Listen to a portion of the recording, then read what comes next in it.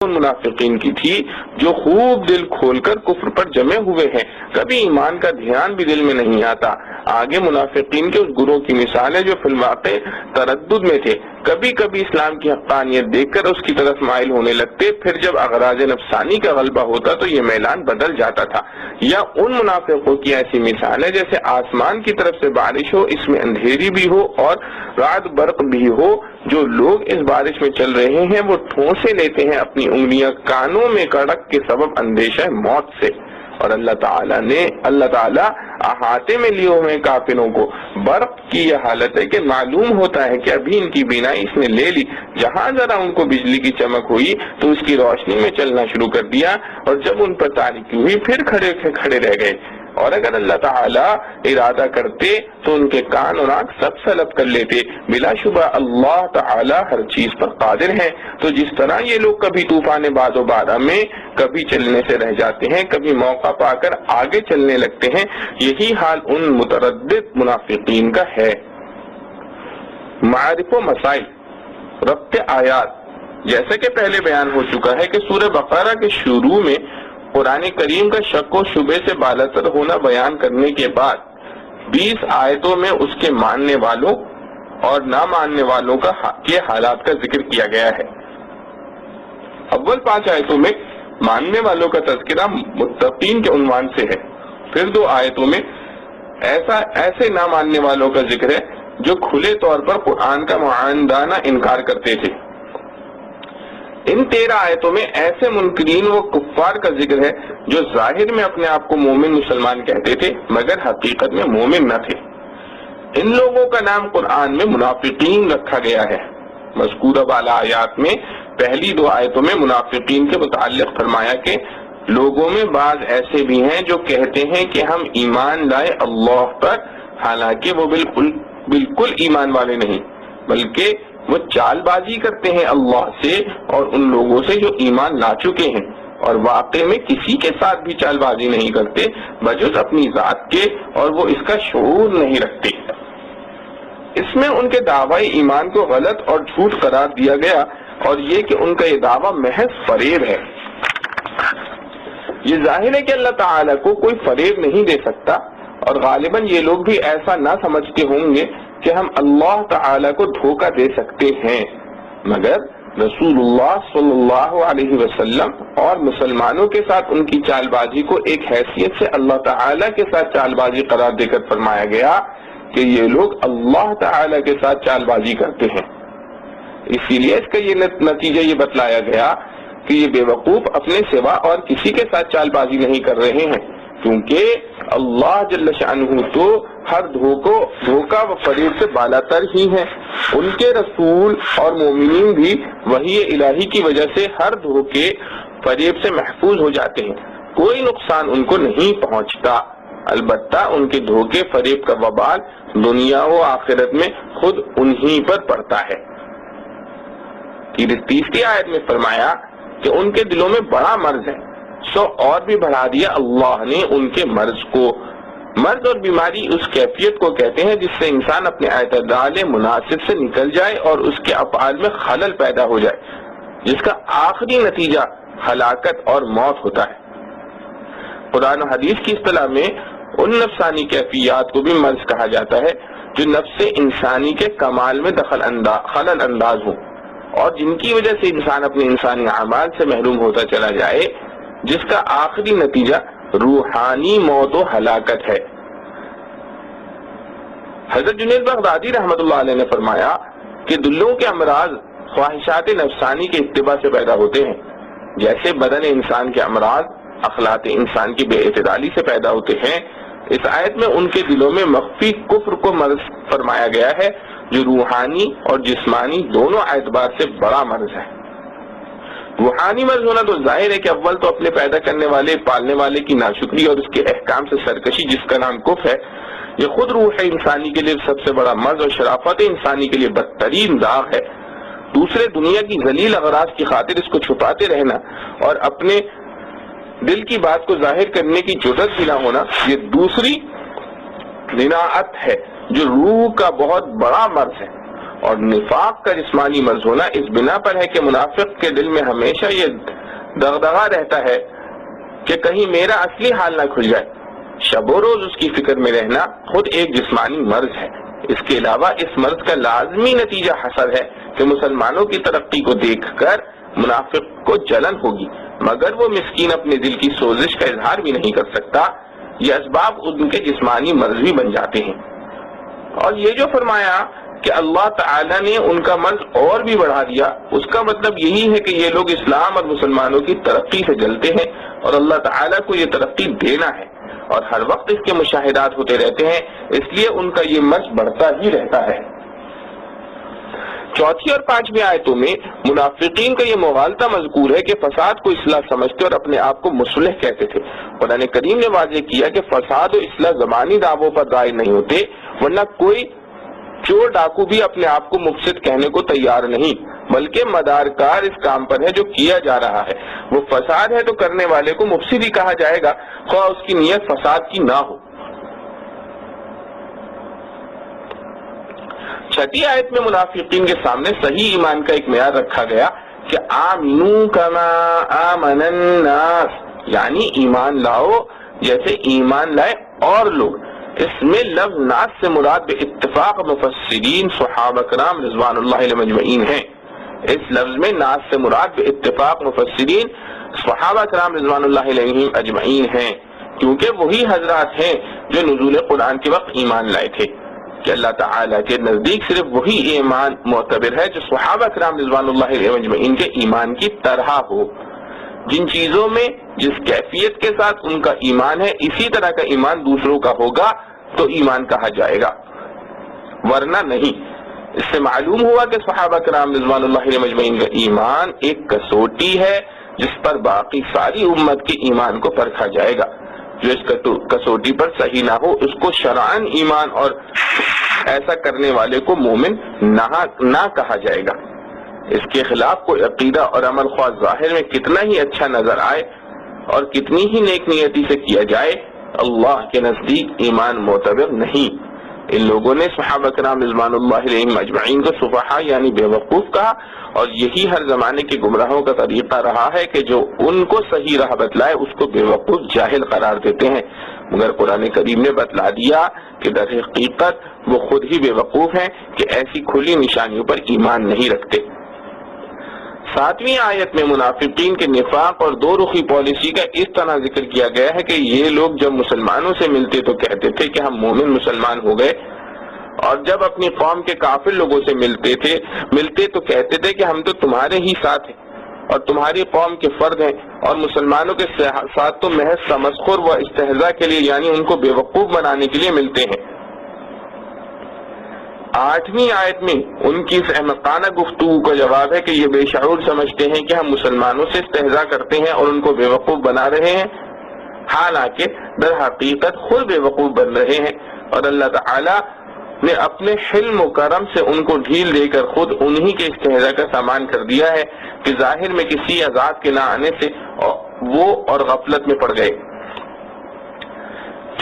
ظاہر میں کسی عذاب کے نہ آنے سے وہ اور غفلت میں پڑ گئے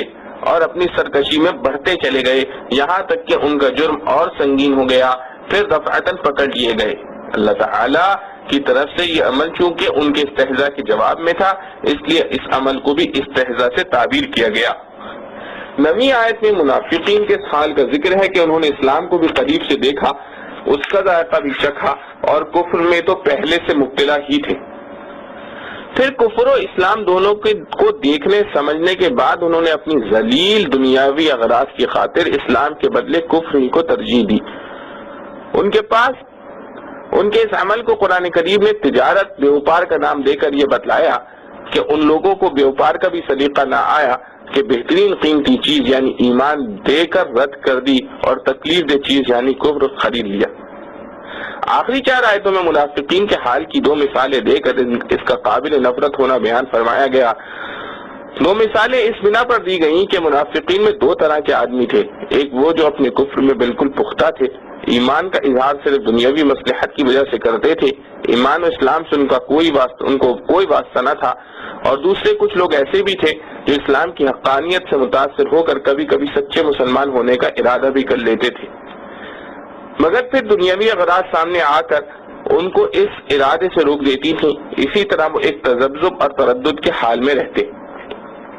اسی مضمون کے ضمن میں ان ظالموں کو یہ تنبیہ بھی کر دی گئی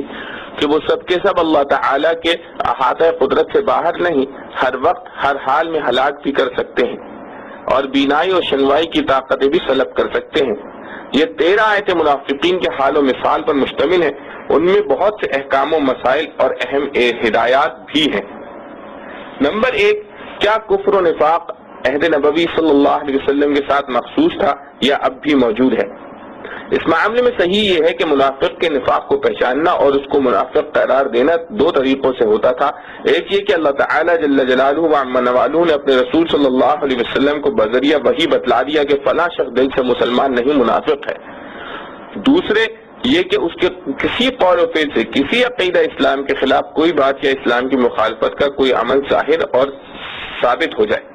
حضرت صلی اللہ علیہ وسلم کی وفات کے بعد انقطاع وحی کے سبب ان کے پہچاننے کی پہلی صورت تو باقی نہ رہی، مگر دوسری صورت اب بھی موجود ہے۔ جس شخص کے کسی قول و فعل سے اسلامی قطعی عقائد کی مخالفت یا ان پر استہزاء یا تحریف ثابت ہو جائے مگر وہ اپنے ایمان و اسلام کا مدعی بنے تو وہ منافق سمجھا جائے گا۔ ایسے منافق کا نام قرآن کی اصطلاح میں ملحد ہے، الذین یلحدون فی آیاتنا، اور حدیث میں اس کو زندیق کے نام سے موسوم کیا گیا ہے، مگر چونکہ اس کا کفر دلیل سے ثابت اور واضح ہو گیا اس لیے اس کا حکم سب کفار جیسا ہو گیا، الگ کوئی حکم اس کا نہیں ہے۔ اسی لیے علماء امت نے فرمایا کہ رسول اللہ صلی اللہ علیہ وسلم کے بعد منافقین کا قضیہ ختم ہو گیا، اب جو مومن نہیں وہ کافر کہلائے گا۔ حضرت امام مالک رحمۃ اللہ علیہ سے عمدہ شرح بخاری میں نقل کیا گیا ہے کہ بعد زمان نبوت کے نفاق کی یہی صورت ہے جس کو پہچانا جا سکتا ہے اور ایسا کرنے والے کو منافق کہا جا سکتا ہے۔ نمبر 2، ایمان و کفر کی حقیقت۔ آیات مذکورہ میں غور کرنے سے ایمان و اسلام کی پوری حقیقت واضح ہو جاتی ہے اور اس کے بالمقابل کفر کی بھی، کیونکہ ان آیات میں منافقین کی طرف سے ایمان کا دعویٰ آمنا باللہ میں اور قرآن کریم کی طرف سے ان کے دعوے کا غلط ہونا وما ہم مؤمنین میں ذکر کیا گیا ہے۔ یہاں چند باتیں غور طلب ہیں۔ اول یہ کہ جن منافقین کا حال قرآن کریم میں بیان فرمایا گیا ہے وہ اصل میں یہودی تھے، اور اللہ تعالیٰ اور روز قیامت پر ایمان لانا یہود کے مذہب میں بھی ثابت اور مسلم ہے، اور جو چیز ان کے عقیدے میں نہیں تھی یعنی رسول اللہ صلی اللہ علیہ وسلم کی رسالت و نبوت کو ماننا اور آپ صلی اللہ علیہ وسلم پر ایمان لانا، اس کو انہوں نے اپنے بیان میں ذکر نہیں کیا، بلکہ صرف 2 چیزیں ذکر کی، ایمان باللہ، ایمان بالیوم الآخر، جس میں ان کو جھوٹا نہیں کہا جا سکتا۔ پھر قرآن کریم میں ان کو جھوٹا قرار دینا اور ان کے ایمان کا انکار کرنا کس بنا پر ہے؟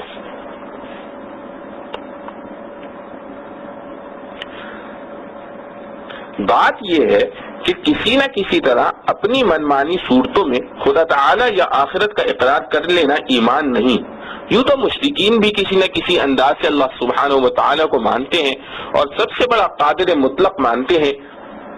اور مشرکین ہندوستان تو پرلو کا نام دے کر قیامت کا ایک نمونہ بھی تسلیم کرتے ہیں، مگر قرآن کی نظر میں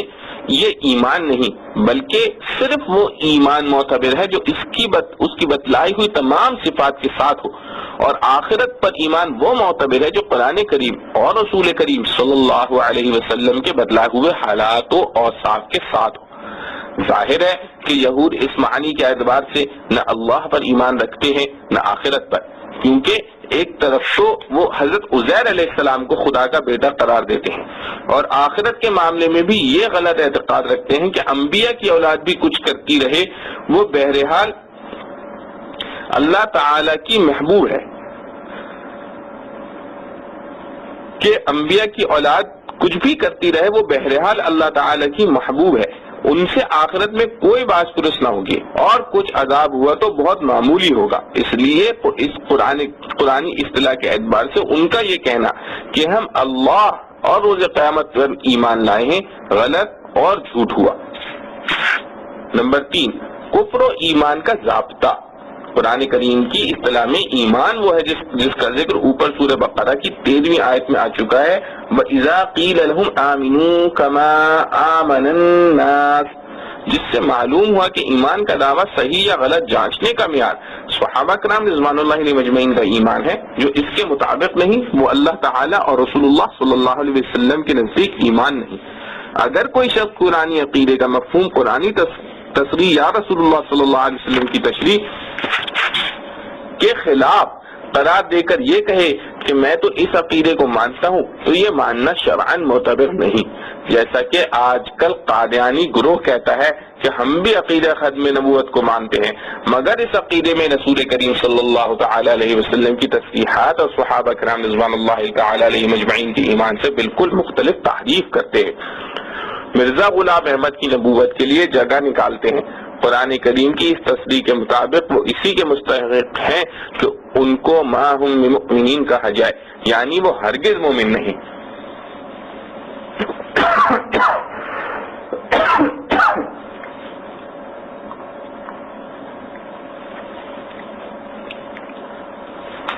خلاصہ یہ ہے کہ ایمان صحابہ رضوان اللہ علیہ مجمعین کے خلاف کوئی شخص کسی عقیدے کا نیا مفہوم بنائے اور اس عقیدے کا پابند ہونے کی وجہ سے اپنے آپ کو مومن مسلمان بتلائے اور مسلمانوں کے نماز روزہ میں شریک بھی ہو، مگر جب تک وہ قرآن کے اس بتلائے ہوئے معیار کے مطابق ایمان نہیں لائے گا، اس وقت تک وہ قرآن کی اصطلاح میں مومن نہیں کہلائے گا۔ ایک شبے کا ازالہ۔ حدیث و فقہ کا یہ مشہور مقولہ ہے کہ اہل قبلہ کو کافر نہیں کہا جا سکتا۔ اس کا مطلب یہ آیت مذکورہ کے تحت یہ متعین ہو گیا کہ اہل قبلہ سے مراد صرف وہ لوگ ہیں جو ضروریات دین میں سے کسی چیز کے منکر نہیں، ورنہ یہ منافقین بھی تو قبلے کی طرف سب مسلمانوں کی طرح نماز پڑھتے تھے، مگر یہ صرف روبہ قبلہ نماز پڑھنا ان کی ایمان کے لیے اس بنا پر کافی نہ ہوا کہ ان کا ایمان صحابہ کرام رضوان اللہ علیہ مجمعین کی طرح تمام ضروریات دین پر نہیں تھا۔ 4، جھوٹ ایک گھناؤنی چیز ہے۔ یہاں منافقین کے قول آمنا باللہ وبالیوم الآخر میں غور کیجئے کہ یہ لوگ پرلے درجے کے کافر ہونے کے باوجود اپنی دانست میں جھوٹ بولنے سے اجتناب کرتے ہیں، کیونکہ دعوی ایمان کے لیے صرف اللہ اور روز قیامت پر ایمان کا ذکر کرتے ہیں، ایمان پر رسول کا ذکر اس لیے نہیں کرتے کہ جھوٹ نہ ہو جائے۔ اس سے معلوم ہوا کہ جھوٹ ایسی گندی اور گھناؤنی چیز ہے کہ شریف آدمی خواہ کافر فاسق ہو، جھوٹ بولنا پسند نہیں کرتا۔ یہ دوسری بات ہے کہ ان کا دعویٰ ایمان باللہ و بالیوم الآخر بھی قرآن اصطلاح کے خلاف ہونے کی وجہ سے نتیجتاً جھوٹ ثابت ہوا۔ 5، انبیاء علیہ الصلوۃ والسلام و اولیاء رحمۃ اللہ علیہ کے ساتھ برا سلوک کرنا اللہ تعالیٰ کے ساتھ برائی کرنا ہے۔ آیات مذکورہ میں منافقین کا ایک حال یہ بھی بتلایا ہے، یخادعون اللہ، یعنی یہ لوگ اللہ تعالیٰ کو دھوکہ دینا چاہتے اس کے ساتھ چال بازی کرتے ہیں، حالانکہ گروہ منافقین میں شاید کوئی بھی ایسا نہ ہو جو اللہ تعالیٰ کو دھوکہ دینے کا قصد رکھتا ہو یا یہ سمجھتا ہو کہ وہ اللہ سبحانہ و تعالیٰ کو فریب دے سکتا ہے، بلکہ حقیقت یہ تھی کہ یہ لوگ رسول کریم صلی اللہ علیہ وسلم اور مومنین کو دھوکہ دینے کے قصد سے شنی حرکتیں کرتے تھے۔ اللہ تعالی نے آیت مذکورہ میں اس کو اللہ کو دھوکہ دینا قرار دے کر یہ بتلا دیا کہ جو شخص اللہ تعالی کے کسی رسول یا ولی کے ساتھ کوئی برا معاملہ کرتا ہے وہ در حقیقت اللہ تعالی ہی کے ساتھ ایسا معاملہ کرنے کے حکم میں ہے۔ دوسری طرف حضرت صلی اللہ علیہ وسلم کی رفعت شان کی طرف بھی اشارہ کر دیا گیا کہ آپ صلی اللہ علیہ وسلم کی شان میں کوئی گستاخی کرنا ایسا ہی جرم ہے جیسے اللہ جل شانہ کی شان میں گستاخی جرم ہے۔ 6، جھوٹ بولنے کا وبال۔ آیات مذکورہ میں منافقین کے عذاب علیم کی وجہ بما کانوا یکذبون، یعنی ان کے جھوٹ بولنے کو قرار دیا ہے، حالانکہ ان کے کفر و نفاق کا جرم سب سے بڑا تھا، اور دوسرے جرائم مسلمانوں سے حسد، ان کے خلاف سازشیں بھی بڑے جرائم تھے، مگر عذاب علیم کا سبب ان کے جھوٹ بولنے کو قرار دیا۔ اس میں یہ اشارہ پایا جاتا ہے کہ جھوٹ بولنے کی عادت ان کا اصلی جرم تھا۔ اسی بری عادت نے ان کو کفر و نفاق تک پہنچا دیا تھا۔ اس لیے جرم کی حیثیت اگرچہ کفر و نفاق کی بڑھی ہوئی ہے، مگر ان سب خرابیوں کی جڑ اور بنیاد جھوٹ بولنا ہے۔ اسی لیے قرآن کریم نے جھوٹ بولنے کو بت پرستی کے ساتھ جوڑ کر اس طرح ارشاد فرمایا ہے، فَاجْتَنِبُوا الرِّجْسَ مِنَ الْأَوْثَانِ وَاجْتَنِبُوا قَوْلَ الزُّورِ، یعنی بچو بت پرستی کی نجاست سے اور بچو جھوٹ بولنے سے۔ 7،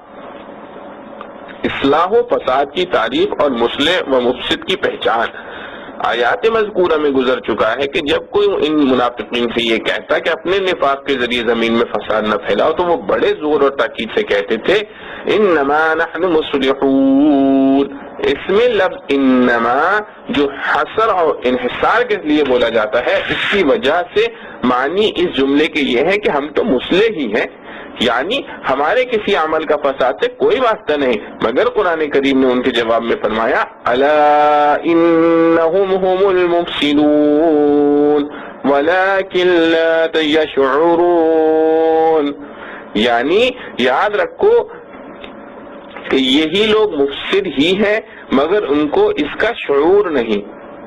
اس میں دو باتیں معلوم ہوئی، ایک یہ کہ منافقین کی حرکات حقیقتاً زمین میں فساد و فتنہ و فساد پھیلنے کا سبب تھی۔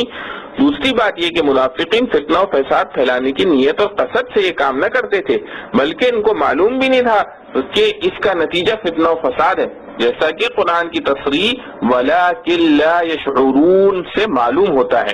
وجہ یہ ہے کہ زمین میں فتنہ و فساد جن چیزوں سے پھیلتا ہے ان میں کچھ تو ایسی چیزیں ہیں جن کو ہر شخص فتنہ و فساد سمجھتا ہے، جیسے قتل، غارت گری، چوری، دھوکہ، فریب، اغوا، بدکاری وغیرہ۔ ہر سمجھدار آدمی ان کو شر و فساد سمجھتا ہے اور ہر شریف آدمی ان سے بچتا ہے۔ اور کچھ چیزیں ایسی بھی ہیں جو اپنی ظاہری سطح کے اعتبار سے کوئی فتنہ فساد نہیں ہوتی، مگر ان کی وجہ سے انسانوں کے اخلاق برباد ہوتے ہیں، اور انسان کی اخلاقی گراوٹ سارے فتنوں اور فسادوں کے دروازے کھول دیتی ہے۔ ان منافقین کا بھی یہی حال تھا کہ چوری، ڈاکہ، بدکاری وغیرہ سے بچتے تھے، اسی لیے بڑی زور سے اپنے مفسد ہونے کا انکار اور مصلح ہونے کا اس بات کیا۔ مگر نفاق اور کینہ اور حسد اور اس کے ماتحت دشمنوں سے سازشیں، یہ چیزیں انسان کے اخلاق کو ایسا تباہ کر دیتی ہیں کہ انسان بہت سے حیوانوں کی سطح سے بھی نیچے آ جاتا ہے اور ایسے کام کرنے پر اتر آتا ہے جو کبھی کسی بھلے معنی سے متصور نہیں ہوتے۔ اور جب انسان اپنے انسانی اخلاق کو بیٹھا تو انسانی زندگی کے ہر شعبے میں فساد ہی فساد آ جاتا ہے۔ فساد بھی ایسا عظیم جو نہ درندے جانوروں سے متوقع ہے نہ ڈاکوؤں اور چوروں سے، کیونکہ ان کے فساد کو قانون اور حکمت کی طاقت سے روکا جا سکتا ہے، مگر قانون تو انسان ہی جاری کرتے ہیں۔ جب انسان نہ رہا تو قانون کی جو گد بنے گی اس کا تماشا آج کھلی آنکھوں ہر شخص، ہر محکمے اور ہر ادارے میں دیکھتا ہے۔ آج دنیا کا تمدن ترقی پذیر ہے، تعلیم و تعلم کے اداروں کا جال گاؤں گاؤں تک پھیلا ہوا ہے، تہذیب کے الفاظ ہر شخص کی زبان پر ہے، قانون سازی کی مجلسوں کا بازار گرم ہے، تنفیذ قانون کے بے شمار ادارے اربوں روپے کے خرچ سے قائم ہیں، دوسری دفتری انتظامات کی بھول بھلیاں ہیں، مگر جرائم اور فتنے فساد روز بروز بڑھتے ہی جاتے ہیں۔ وجہ اس کے سوا نہیں کہ کوئی قانون خود کار مشین نہیں ہوتا، بلکہ اس کو انسان چلاتے ہیں۔ جب انسان اپنی انسانیت کھو بیٹھا تو پھر اس فساد کا علاج نہ قانون سے ہو سکتا ہے نہ حکومت اور محکموں کے چکر سے۔ اسی لیے انسانیت کے عظیم ترین محسن نبی کریم صلی اللہ علیہ وسلم نے اپنی تمام تر توجہ اس پر مرکوز فرمائی ہے کہ انسان کو صحیح معنی میں انسان بنا دیں تو پھر فساد و جرائم خود بخود ختم ہو جاتے ہیں۔ نہ پولیس کی زیادہ ضرورت رہتی ہے نہ عدالتوں کے اس پھیلاؤ کی جو دنیا میں پایا جاتا ہے۔ اور جب تک دنیا کے جس حصے میں آپ صلی اللہ علیہ وسلم کی تعلیم و ہدایت پر عمل ہوتا رہا، دنیا نے وہ امن و امان دیکھا جس کی نظیر نہ پہلے کبھی دیکھی گئی نہ ان تعلیمات کو چھوڑنے کے بعد متوقع ہے۔ نبی کریم صلی اللہ علیہ وسلم کی تعلیمات پر عمل کی روح ہے اللہ تعالی کا خوف اور قیامت کے حساب و کتاب کی فکر۔ اس کے بغیر کوئی قانون و دستور اور کوئی محکمہ اور کوئی مدرسہ اور یونیورسٹی انسان کو جرائم سے باز رکھنے پر مجبور نہیں کر سکتی۔ آج کی دنیا میں جن لوگوں کے ہاتھ میں اختیار کی بھاگ ہے وہ جرائم کے انسداد کے لیے نئے سے نئے انتظام کو تو سوچتے ہیں، مگر اس روح انتظام یعنی خوف خدا سے نہ صرف غفلت برتتے ہیں بلکہ اس کو فنا کرنے کے اسباب مہیا کرتے ہیں، جس کا لازمی نتیجہ ہمیشہ یہی سامنے آتا رہتا ہے کہ مرض بڑھتا گیا جوں دوا کی۔ کھلے طور پر فساد مچانے والے چوروں غارت گروں کا علاج سہل ہے، مگر ان انسانیت فراموش انسانوں کا فساد ہمیشہ برنگے اصلاح ہوتا ہے۔ وہ کوئی دلچسپ دل فریب اصلاحی اسکیم بھی سامنے رکھ لیتے ہیں اور خالص ذاتی اغراض فاسدہ کو اصلاح کا رنگ دے کر انما نحن مصلحون کے نعرے لگاتے رہتے ہیں۔ اسی لیے حق تعالی سبحانہ نے جہاں فساد سے روکا ہے اس کے ساتھ ہی یہ بھی فرما دیا واللہ یعلم المفسد من المصلح، یعنی اللہ تعالی ہی جانتے ہیں کہ مفسد کون ہے اور مصلح کون، جس میں اشارہ فرما دیا کہ فساد و صلاح کی اصل حقیقت حق تعالی ہی جانتے ہیں جو دلوں کے حال اور نیتوں سے بھی واقف ہے، اور ہر عمل کے خواص و نتائج کو بھی جانتے ہیں کہ اس کا نتیجہ صلاح ہوگا یا فساد۔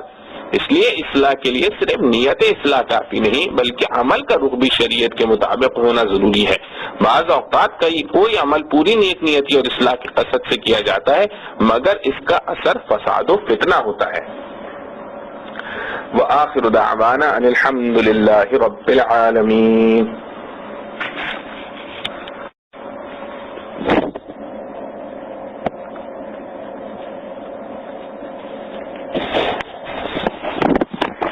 اعوذ باللہ من الشیطان الرجیم بسم اللہ الرحمن الرحیم۔ یا ایہا الناس اعبدوا ربکم الذی خلقکم والذین من قبلکم لعلکم تتقون الذي جعل لكم الأرض فراشا والسماء بناء وأنزل من السماء ماء فأخرج به من الثمرات رزقا لكم فلا تجعلوا لله أندادا وأنتم تعلمون۔ اے لوگو بندگی کرو اپنے رب کی جس نے پیدا کیا تم کو اور ان کو جو تم سے پہلے تھے تاکہ تم پرہیزگار بن جاؤ، جس نے بنایا واسطے تمہارے زمین کو بچھونا اور آسمان کو چھت اور اتارا آسمان سے پانی پھر نکالے اس سے میوے تمہارے کھانے کے واسطے، سو نہ ٹھہراؤ کسی کو اللہ کے مقابل اور تم تو جانتے ہو۔ خلاصہ تفسیر،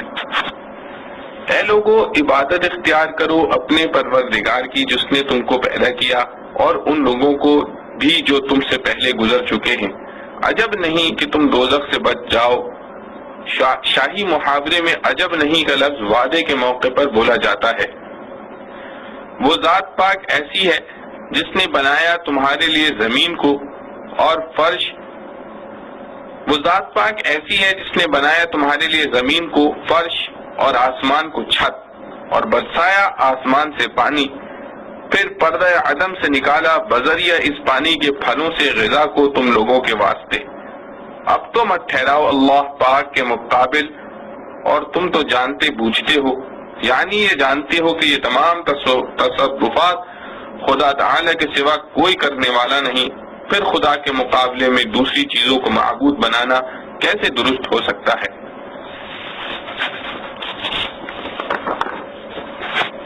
معارف و مسائل، ربط آیات۔ سورہ بقرہ کی دوسری آیت میں اس دعا و درخواست کا جواب تھا جو سورہ فاتحہ میں آئی ہے، یعنی اہدنا الصراط المستقیم، یعنی جو صراط مستقیم تم طلب کرتے ہو وہ اس کتاب میں ہے۔ کیونکہ قرآن کریم اول سے آخر تک صراط مستقیم ہی کی تشریح ہے، اس کے بعد قرآنی ہدایات کو قبول کرنے اور نہ کرنے کے اعتبار سے انسان کے 3 گروہوں کو بیان کیا گیا۔ پہلی 3 آیات میں مومنین متقین کا ذکر ہوا، جنہوں نے ہدایات قرآنی کو اپنا نصب العین بنا لیا۔ بعد کی 2 آیتوں میں اس گروہ کا ذکر کیا جس نے کھلے طور پر اس ہدایت کی مخالفت کی۔ اس کے بعد 13 آیتوں میں اس خطرناک گروہ کے حالات بیان کیے گئے جو حقیقت میں تو قرآنی ہدایات کے مخالف تھے، مگر دنیا کی ذلیل اغراض یا مسلمانوں کو نقصان پہنچانے کے خیال سے اپنے کفر و مخالفت کو چھپا کر مسلمانوں میں شامل رہتے اور اپنے آپ کو مسلمان ظاہر کرتے۔ اسی طرح سورہ بقرہ کی ابتدائی 20 آیتوں میں ہدایت کے قبول کرنے اور نہ کرنے کے معیار پر کل انسانوں کو 3 گروہوں میں بانٹ دیا گیا، جس میں اس طرف بھی اشارہ پایا گیا کہ انسانوں کی گروہی اور قومی تقسیم نسب اور وطن یا زبان اور رنگ کی بنیادوں پر معقول نہیں، بلکہ اس کی صحیح تقسیم مذہب کی بنیاد پر ہے کہ اللہ تعالی اور اس کی ہدایات کو ماننے والے ایک قوم اور نہ ماننے والے دوسری قوم، جن کو سورہ مجادلہ میں حزب اللہ اور حزب الشیطان کا نام دیا گیا۔ غرض سورہ بقرہ کی ابتدائی 20 آیتوں میں قرآنی ہدایات کو ماننے یا ماننے کی بنیاد پر انسان کو 3 قوموں میں تقسیم کر کے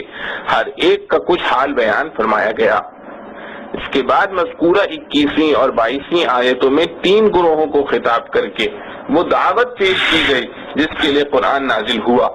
اور اس میں مخلوق پرستی سے باز آنے اور ایک خدا کی عبادت کرنے کی طرف دعوت ایسے انداز سے دی گئی ہے کہ اس میں دعوے کے ساتھ اس کے واضح دلائل بھی موجود ہیں، جن میں ادنا سمجھ بوجھ والا انسان بھی ذرا سا غور کرے تو توحید کے اقرار پر مجبور ہو جائے۔ پہلی آیت میں یا ایھا الناس سے خطاب شروع ہوا۔ لفظ الناس عربی لفظ زبان میں مطلق انسان کے معنی میں آتا ہے، اس لیے مذکورہ تینوں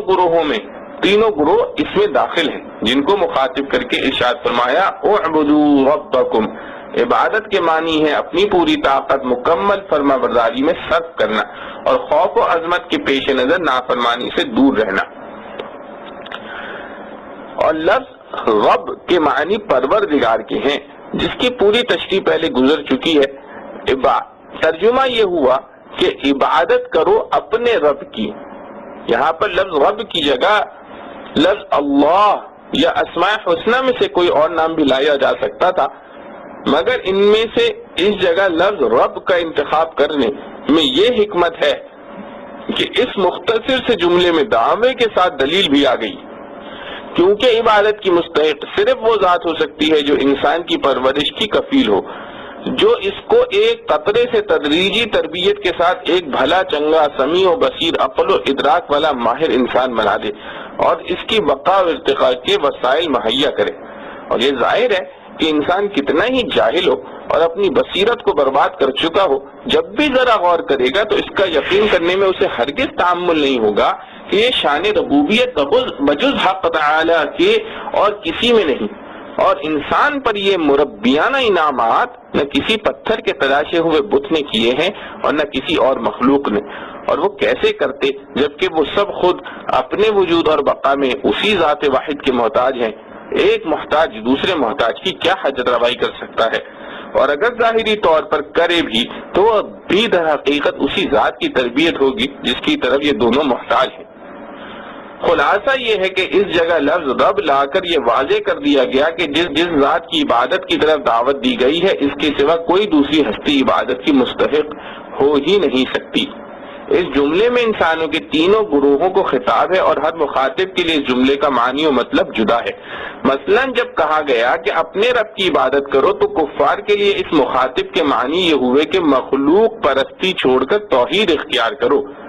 اور منافقین کے لیے اس کے یہ معنی ہوئے کہ نفاق چھوڑ کر اخلاص پیدا کرو۔ گناہ گار مسلمانوں کے لیے معنی یہ ہوئے کہ گناہ سے باز آؤ اور کامل اطاعت اختیار کرو،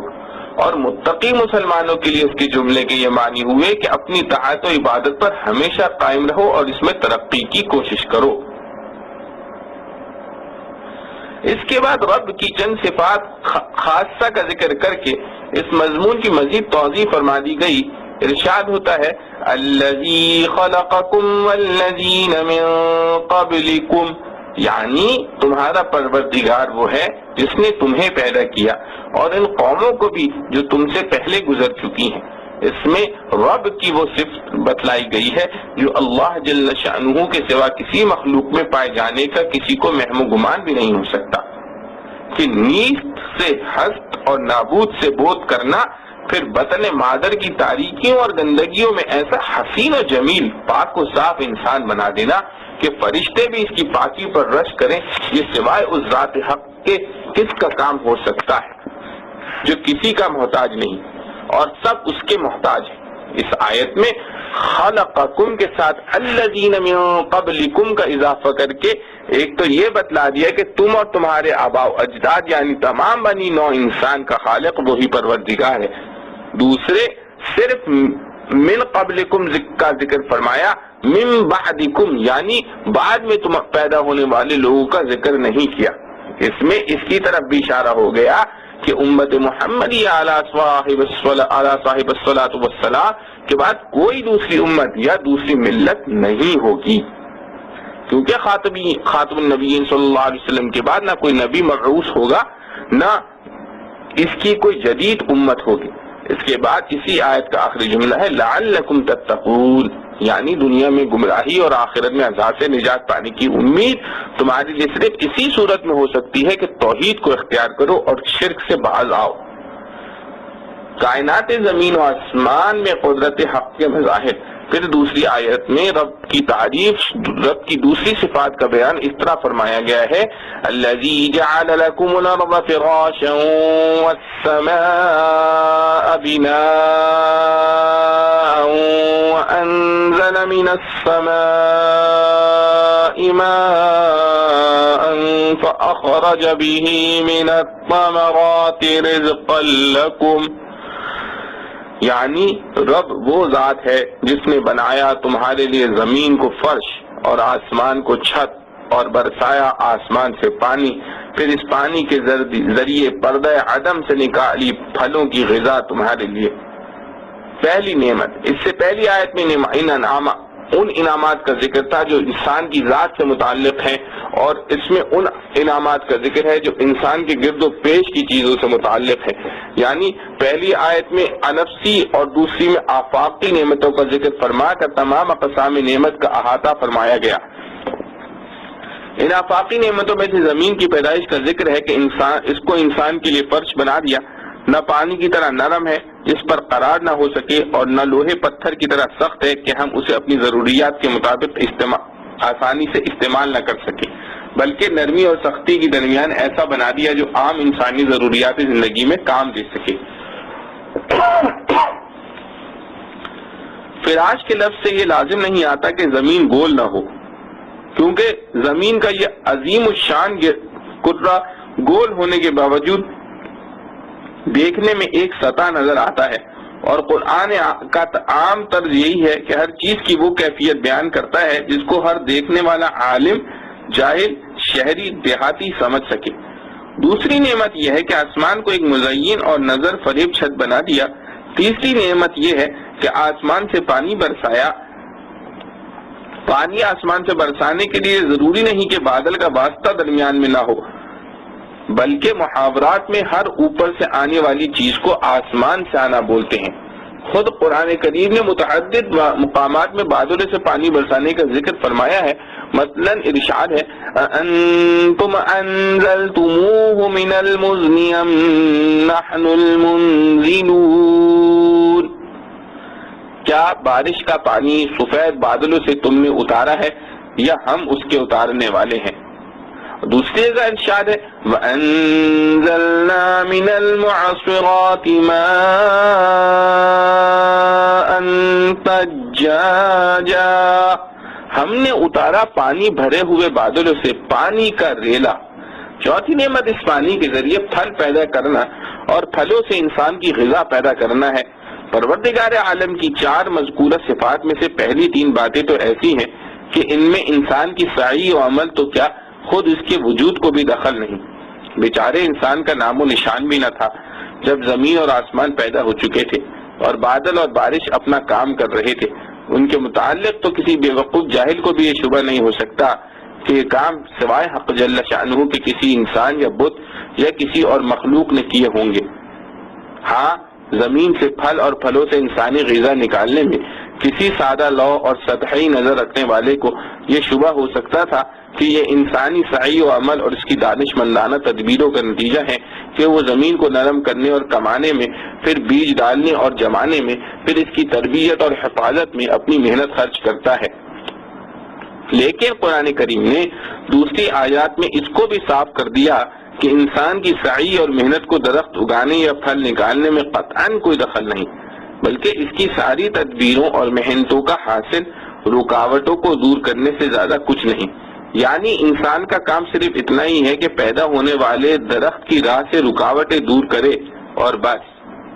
غور کیجئے کہ زمین کا کھودنا، اس میں ہل چلانا، اس میں جھاڑ جھنکار کو دور کرنا، اس میں کھاد ڈال کر زمین کو نرم کرنا جو کاشتکاروں کا ابتدائی کام ہے، اس کا حاصل اس کے سوا کیا ہے کہ بیج یا گٹھلی کے اندر جو نازک کونپل قدرت خداوندی سے نکلے گی، زمین کی سختی یا کوئی جھاڑ جھنکار اس کی راہ میں حائل نہ ہو جائیں۔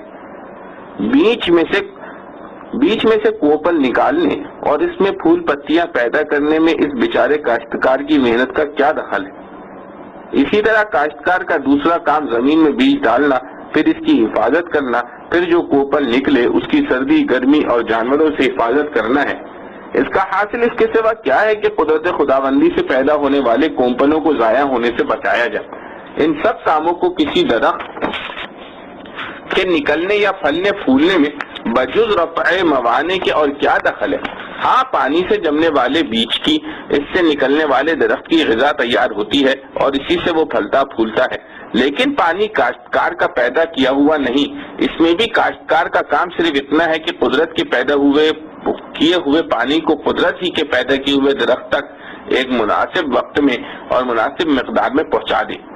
آپ نے دیکھ لیا کہ درخت کی پیدائش اور اس کے پھلنے پھولنے میں اول سے آخر تک انسان کی محنت اور تدبیر کا اس کے سوا کوئی اثر نہیں کہ نکلنے والے درخت کے راستے میں روڑے ہٹا دے یا اس کو ضائع ہونے سے بچا لے۔ باقی رہی خود درخت کی پیدائش، اس کا بڑھنا، اس میں پتے اور شاخیں، پھر پھول اور پھل پیدا کرنا، سو اس میں سوائے خدا تعالی کی قدرت کے اور کسی کا کوئی دخل نہیں۔ اسی مضمون کو قرآن کریم نے اس طرح بیان فرمایا ہے: أَفَرَأَيْتُم مَّا تَحْرُثُونَ أَأَنتُمْ تَزْرَعُونَهُ أَمْ نَحْنُ الزَّارِعُونَ۔ بتلاؤ، جو کچھ تم بوتے ہو اسے تم اگاتے ہو یا ہم اگانے والے ہیں؟ قرآن کے اس سوال کا جواب انسان کے پاس بجز اس کے اور کیا ہے کہ بلا شبہ اللہ تعالیٰ ہی ان سب درختوں کو اگانے والے ہیں۔ اس تفصیل سے یہ واضح ہو گیا کہ جس طرح زمین اور آسمان کی پیدائش اور برق و باران کے منظم سلسلہ کار میں انسانی سعی و محنت کا کوئی دخل نہیں، اسی طرح کھیتی اور درختوں کے پیدا ہونے اور ان سے پھل پھل نکلے اور ان سے انسان کی غذائیں تیار ہونے میں بھی اس کا دخل صرف برائے نام ہے۔ در حقیقت میں یہ سب کاروبار صرف حق تعالی کی قدرت کاملہ اور حکمت بالغہ کا نتیجہ ہے۔ خلاصہ یہ ہے کہ اس آیت میں حق تعالی جل شانہ کی ایسی 4 صفات کا بیان ہے جو سوائے اس کے اور کسی مخلوق میں پائی ہی نہیں جا سکتی، اور جب ان دونوں آیتوں سے یہ معلوم ہو گیا کہ انسان کو عدم سے وجود میں لانا، پھر اس کی بقا و ترقی کے سامان زمین اور آسمان، بارش اور پھل پھول کے ذریعے مہیا کرنا سوائے ذات حق جل شانہ کے اور کسی کا کام نہیں، تو ہر ادنا سمجھ بوجھ رکھنے والے انسان کو اس پر یقین کرنے کے سوا کوئی چارہ نہیں رہتا کہ عبادات و اطاعت کے لائق اور مستحق بھی صرف وہی ذات ہے، اور اس سے بڑا کوئی ظلم نہیں کہ انسان کو بود و جود اور اس کے بقا و ارتقاء کے سارے سامان تو اللہ تعالیٰ پیدا کرے اور غافل انسان دوسروں کی چوکھٹوں کو سجدہ کرتا پھرے، دوسری چیزوں کی بندگی میں مشغول ہو جائے۔ مولانا رومی رحمۃ اللہ علیہ نے اسی غافل انسان کی زبان پر فرمایا ہے: نعمت را خوردہ اسیاں میں کنم، نعمت از تو من بغیر می تنم۔ اللہ تعالیٰ جل شانہ نے اس کو اپنی ساری مخلوقات کا سردار اس لیے بنایا تھا کہ ساری کائنات اس کی خدمت کرے اور یہ صرف رب کائنات کی خدمت اور عبادت میں مشغول رہے اور کسی کی طرف نظر نہ کرے۔ اس کا یہ رنگ ہو جائے: بگز راز یاد گل و گلبن کے ہیچم یاد نیست، در زمین و آسمان جز ذکر حق آباد نیست، لیکن غافل انسان نے اپنی حماقت سے اللہ تعالیٰ ہی کو بھلا دیا تو اسے ایک خدا کی غلامی کے بجائے 70 کروڑ دیوتاؤں کی غلامی کرنا پڑی۔ ایک در چھوڑ کے ہم ہو گئے لاکھوں کے غلام، ہم نے آزادی عرفی کا نہ سوچا انجام۔ اسی غیروں کی غلامی سے نجات دلانے کے لیے اس آیت کے آخر میں حق تعالی نے ارشاد فرمایا فَلَا تَجْعَلُوا لِلَّهِ أَنْدَادًا وَأَنْتُمْ تَعْلَمُونَ، اب تو مت ٹھہراؤ اللہ کا مقابل اور تم تو جانتے بوجھتے ہو، یعنی جب تم نے یہ جان لیا کہ تم کو نیز سے ہست کرنے والا، تمہاری تربیت اور پرورش کے سامان مہیا کر کے ایک قطرے سے حسین و جمیل، حساس اور عاقل انسان بنانے والا، تمہارے رہن سہن کے لیے زمین اور دوسری ضروریات کے لیے آسمان بنانے والا، آسمان سے پانی برسانے والا، پانی سے پھل اور پھل سے غذا مہیا کرنے والا بجز حق تعالی کے کوئی نہیں، تو عبادت و بندگی کا مستحق دوسرا کون ہو سکتا ہے کہ اس کو خدا کا مقابل یا صحیح و شریک ٹھہرایا جائے؟ اگر ذرا بھی غور کیا جائے تو اس جہاں میں اس سے بڑھ کر کوئی ظلم اور بے وقوفی اور بے عقلی نہیں ہو سکتی کہ خدا تعالی کو چھوڑ کر مخلوق سے دل لگایا جائے اور اس پر بھروسہ کیا جائے۔ خلاصہ یہ ہے کہ ان دونوں آیتوں میں اس چیز کی دعوت دی گئی ہے جو تمام آسمانی کتابوں اور تمام انبیاء علیہ السلام کے بھیجنے کا اصل مقصد ہے، یعنی صرف ایک خدا کی عبادت و بندگی جس کا نام توحید ہے، اور یہ وہ انقلابی نظریہ ہے جو انسان کے تمام اعمال و احوال اور اخلاق و معاشرت پر گہرا اثر رکھتا ہے، کیونکہ جو شخص یہ یقین کرے کہ تمام عالم کا خالق و مالک اور تمام نظام عالم میں متصرف اور تمام چیزوں پر قادر صرف ایک ذات ہے، بغیر اس کی مشیت اور ارادے کے نہ کوئی ذرہ حرکت کر سکتا ہے، نہ کوئی کسی کو نفع یا نقصان پہنچا سکتا ہے، تو اس کی پوری توجہ ہر مصیبت و راحت اور ہر تنگی و فراخی میں صرف ایک ذات کی طرف ہو جائے گی، اور اس کو وہ بصیرت حاصل ہو جائے گی جس کے ذریعے وہ اسباب ظاہرہ کی حقیقت کو پہچان لے گا کہ یہ سلسلہ اسباب در حقیقت ایک پردہ ہے جس کے پیچھے دست قدرت کار فرما ہے۔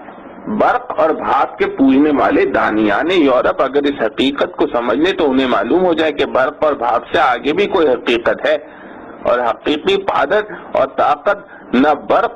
میں ہے نہ بھاپ میں، بلکہ سب طاقتور قوتوں کا سرچشمہ اسی ذات حق تعالی کے ہاتھ میں ہے جس نے یہ برق اور بھاپ پیدا کی۔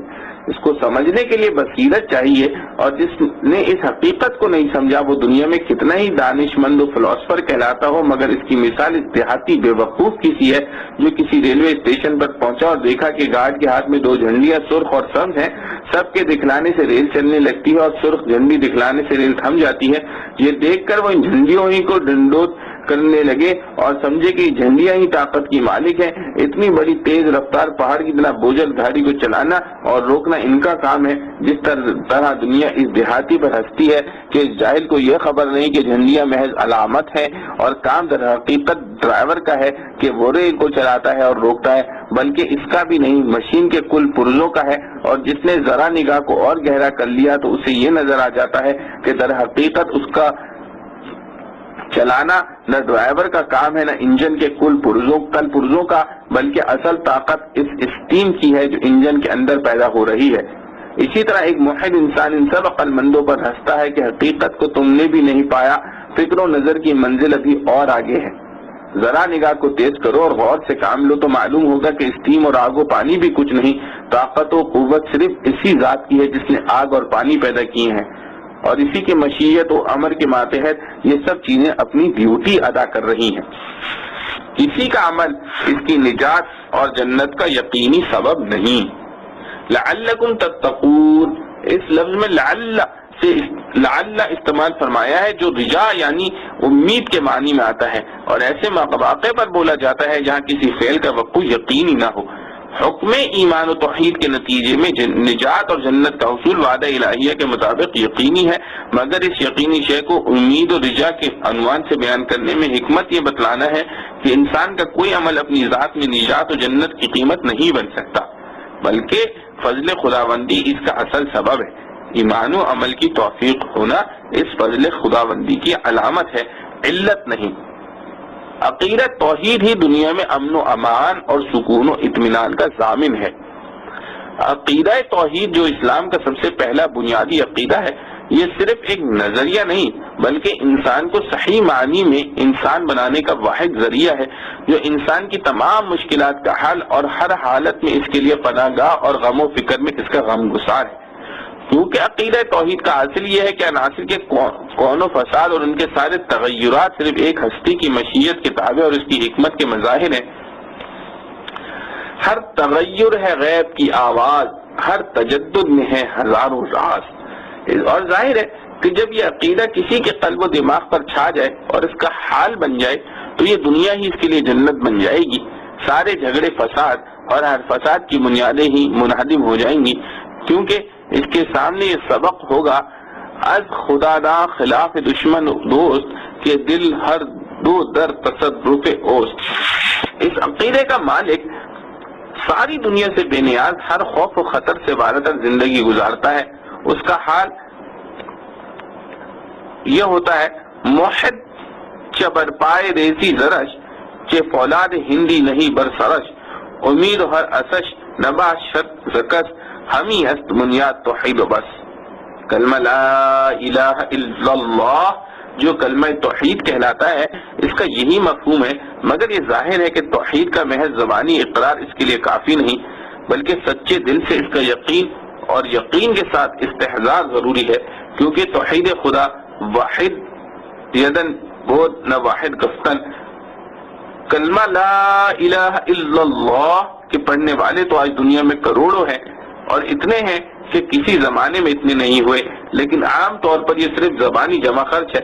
توحید کا رنگ ان میں رچا نہیں، ورنہ ان کا بھی وہی حال ہوتا جو پہلو بزرگوں کا تھا کہ نہ کوئی بڑی سے بڑی قوت و طاقت ان کو مرعوب کر سکتی تھی، نہ کسی قوم کی عددی اکثریت ان پر اثر انداز ہو سکتی تھی، نہ کوئی بڑی سے بڑی دولت و سلطنت ان کے قلوب کو خلاف حق اپنی طرف جھکا سکتی تھی۔ ایک پیغمبر کھڑا ہو کر ساری دنیا کو للکار کر کہہ دیتا تھا کہ تم میرا کچھ نہیں بگاڑ سکتے، کیدونی فلا تنظرون۔ انبیاء علیہ الصلوۃ والسلام کے بعد صحابہ رضوان اللہ علیہم اجمعین و تابعین رحم اللہ علیہما جو تھوڑی سی مدت میں دنیا پر چھا گئے، ان کی طاقت و قوت اسی حقیقی توحید میں مشمر تھی۔ اللہ تعالی ہمیں اور سب مسلمانوں کو یہ دولت نصیب فرمائے، آمین۔ وآخر دعوانا ان الحمد للہ رب العالمین۔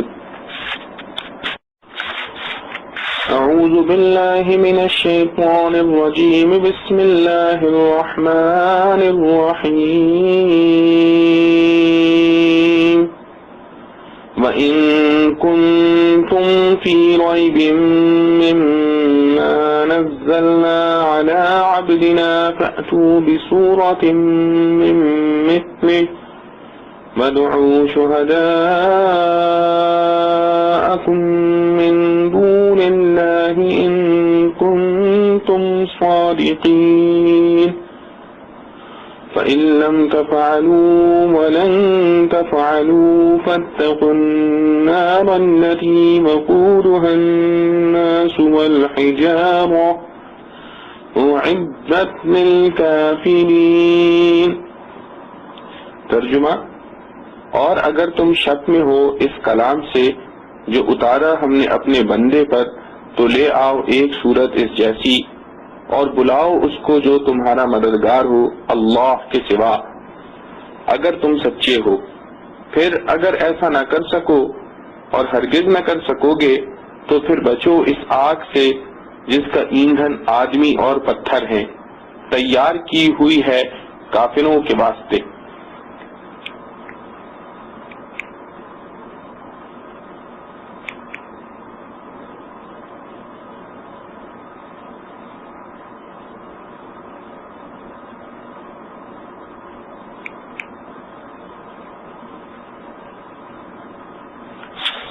خلاصہ تفسیر: اگر تم لوگ کچھ خلجان میں ہو اس کتاب کی نسبت جو ہم نے نازل فرمائی ہے اپنے بندے خاص پر، تو اچھا پھر تم بنا لاؤ ایک محدود ٹکڑا اس کا ہم پلہ ہو، کیونکہ تم بھی عربی زبان جانتے ہو اور اس کی نظم و نثر کے مشتاق ہو۔ پیغمبر صلی اللہ علیہ وسلم نے اس کی کوئی مشق بھی نہیں کی، اور جب اس کے باوجود تم قرآن کے ایک ٹکڑے کی بھی مثل نہ بنا سکو تو بشرط انصاف بے تعمل ثابت ہو جاوے گا کہ یہ معجزہ من جانب اللہ ہے اور آپ صلی اللہ علیہ وسلم اللہ کے پیغمبر ہیں، اور بلا لو اپنے حمایتیوں کو جو خدا سے الگ الگ تجویز کر رکھے ہیں اگر تم سچے ہو۔ پھر اگر تم یہ کام نہ کر سکو اور قیامت تک بھی نہ کر سکو گے تو پھر ذرا بچتے رہیو دوزخ سے جس کا ایندھن آدمی اور پتھر ہیں، تیار رکھی ہوئی ہے کافروں کے واسطے۔ معارف و مسائل، ربط آیات و خلاصہ مضمون۔ یہ سورہ بقرہ کی 30ویں اور 24ویں آیتیں ہیں۔ اس سے پہلی دو آیتوں میں توحید کا ثبوت تھا۔ ان دونوں آیتوں میں رسالت محمد صلی اللہ علیہ وسلم کا اثبات ہے علیہ الصلاۃ والسلام۔ وہ ہدایت جو قرآن لے کر آیا ہے اس کے دو امور ہیں، توحید اور رسالت۔ پہلی دو آیتوں میں اللہ تعالیٰ کے چند مخصوص کام ذکر کر کے توحید ثابت کی گئی۔ ان دو آیتوں میں اللہ تعالیٰ کا کلام پیش کر کے حضرت صلی اللہ علیہ وسلم کی رسالت ثابت فرمائی گئی ہے، اور طریق اثبات دونوں کا ایک ہی ہے کہ پہلی دو آیتوں میں چند ایسے کام مذکور تھے جو سوائے حق تعالیٰ کے کوئی نہیں کر سکتا، مثلا زمین اور آسمان کا پیدا کرنا، آسمان سے پانی اتارنا، پانی سے پھل پھول پیدا کرنا۔ اور خلاصہ استدلال یہ تھا کہ جب یہ کام اللہ کے سوا کوئی دوسرا نہیں کر سکتا تو مستحق عبادت بھی اس کے سوا کوئی دوسرا نہیں ہو سکتا۔ اور ان دونوں آیتوں میں ایک ایسا کلام پیش کیا گیا ہے جو اللہ تعالی کے سوا کسی دوسرے کا نہیں ہو سکتا، اور نہ کوئی انسانی فرد یا جماعت اس کی مثال و نظیر لا سکتی ہے۔ جس طرح زمین و آسمان کی بناوٹ، پانی برسانے اور اس سے پھل پھول نکالنے سے انسانی طاقت کا عاجز ہونا اس کی دلیل تھی کہ یہ کام صرف اللہ تعالی ہی کے ہیں، اسی طرح کلام الہی کا مثل یا نظیر پیش کرنے سے پوری مخلوق کا عاجز رہنا اس کی دلیل ہے کہ یہ کلام اللہ تعالی ہی کا ہے، کسی مخلوق کا نہیں۔ اس آیت میں قرآن نے پوری دنیا کے انسانوں کو خطاب کر کے چیلنج دیا ہے کہ اگر تم اس کلام کو اللہ کا کلام نہیں بلکہ کسی انسان کا کلام سمجھتے ہو تو تم بھی انسان ہو، تمہیں بھی ایسا کلام پیش کرنے پر قدرت ہونا چاہیے۔ پورا کلام تو کیا، تم اس کلام کے ایک چھوٹے سے ٹکڑے کی نظیر و مثال بنا کر دکھا دو، اور اس پر تمہارے لیے یہ مزید آسانی دی جاتی ہے کہ تنہا کوئی آدمی نہ بنا سکے تو تمہیں اختیار ہے سارے جہاں سے اپنے حمایتی اور مددگار جمع کر لو اور ایک بین العالمی کانفرنس کر کے